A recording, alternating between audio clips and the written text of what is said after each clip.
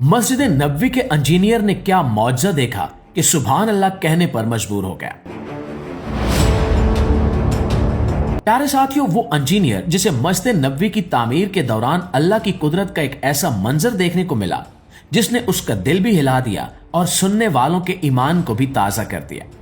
ये वाकया एक ऐसे शख्स का है जिसका नाम डॉक्टर मोहम्मद कमाल इस्माइल था। वो मिस्र के रहने वाले थे और अपनी जहानत, सादगी और दीनदारी की वजह से मशहूर थे।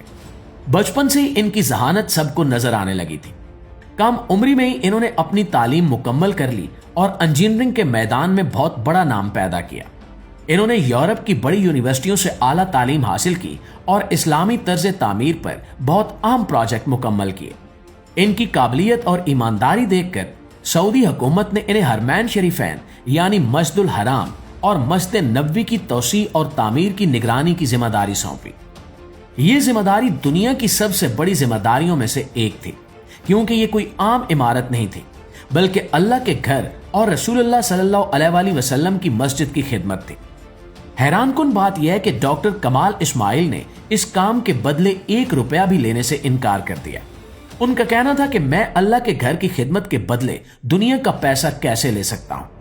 वो कहते थे कि कयामत के दिन अगर अल्लाह ने पूछ लिया कि तुमने मेरे घर की खिदमत के बदले दुनिया का फायदा क्यों लिया, तो मैं जवाब क्या दूंगा। यही वजह थी कि वो बहुत सादा जिंदगी गुजारते थे। इन्हें शोहरत पसंद नहीं थी। वो मीडिया से भी दूर रहते थे और ज्यादा वक्त इबादत, तिलावत और खामोशी में गुजारते थे। जब मस्जिद नबवी की तौसी का मंसूबा शुरू हुआ तो सऊदी बादशाह ने डॉक्टर कमाल इस्माइल से कहा कि मस्जिद के सहन में वही खास संगमरमर इस्तेमाल किया जाए जो पहले भी इस्तेमाल हुआ था। दोस्तों, ये संगमरमर आम पत्थर नहीं था बल्कि एक खास किस्म का मार्बल था जो गर्मी में भी ठंडा रहता है। लाखों लोग इस पर चलते हैं मगर फिर भी इसमें ठंडक बरकरार रहती है। ये कीमती मार्बल लुबनान के पहाड़ों से निकलता था और बहुत कम मिकदार में मिलता था। डॉक्टर कमाल इस्माइल को याद आया कि तकरीबन 15 साल पहले इन्होंने एक कंपनी से यही मार्बल खरीदा था, लेकिन उन्हें यह फिक्र थी कि शायद अब वो मार्बल खत्म हो चुका हो या वो कंपनी ही मौजूद ना हो। वो उम्मीद के साथ उस कंपनी के दफ्तर पहुंचे और जब वहां मालूमात हासिल की गई तो मालूम हुआ कि वो मार्बल तो कई साल पहले फरोख्त हो चुका है। ये सुनकर डॉक्टर साहब को बहुत अफसोस हुआ, लेकिन जाते जाते उन्होंने कंपनी के दफ्तर में मौजूद अमले से कहा कि अगर मुमकिन हो तो ये मालूम करें कि वो मार्बल किसने खरीदा था। अगले ही दिन इन्हें फोन आया कि जिस कंपनी ने वो मार्बल खरीदा था वो सऊदी अरब में ही मौजूद है। डॉक्टर कमाल इस्माइल फौरन उस कंपनी के मालिक से मिलने पहुंचे। जब उन्होंने पूछा कि वो मार्बल कहां इस्तेमाल हुआ तो हैरत अंगेज जवाब मिला। नाज़रीन, कंपनी के मालिक ने बताया कि वो कीमती सफेद मार्बल आज तक गोदाम में रखा हुआ है और इसे कहीं इस्तेमाल नहीं किया गया। 15 साल गुजर गए मगर किसी ने इसे हाथ तक नहीं लगाया। ऐसा लगता था जैसे वो मार्बल इसी दिन का इंतजार कर रहा था जब उसे मस्जिद नबवी में लगाया जाएगा।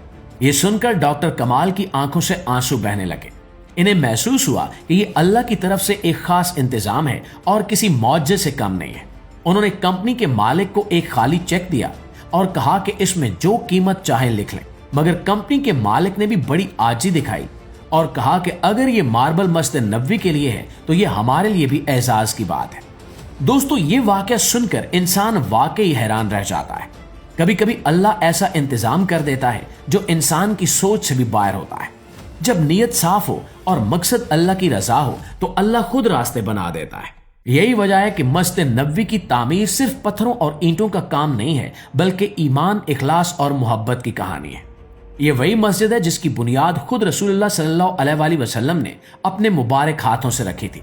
जब आप सल्लल्लाहु अलैहि वसल्लम मदीना तशरीफ लाए तो आपकी ऊंटनी एक जगह जाकर रुक गई और उसी जगह को मस्जिद के लिए मुंतखब किया गया। सहाबा कराम ने मिलकर इस मस्जिद को तामीर किया। बाद में खुलफाए राशिदीन ने भी इसी अंदाज में इसकी तौसी की ताकि मस्जिद की असल रूह बरकरार रह सके। आज भी जब दुनिया भर से मुसलमान मदीना मुनव्वरा जाते हैं तो मस्जिद नबवी में कदम रखते ही दिल पर एक अजीब सुकून उतरता है। लाखों लोग वहां नमाज पढ़ते हैं, दुआ करते हैं और अपने गुनाहों की माफी मांगते हैं। हर जुबान और हर कौम के लोग वहां जमा होते हैं, मगर सबका मकसद एक ही होता है कि अपने रब से करीब होना और अपने नबी सल्लल्लाहु अलैहि वसल्लम से मोहब्बत का इजहार करना।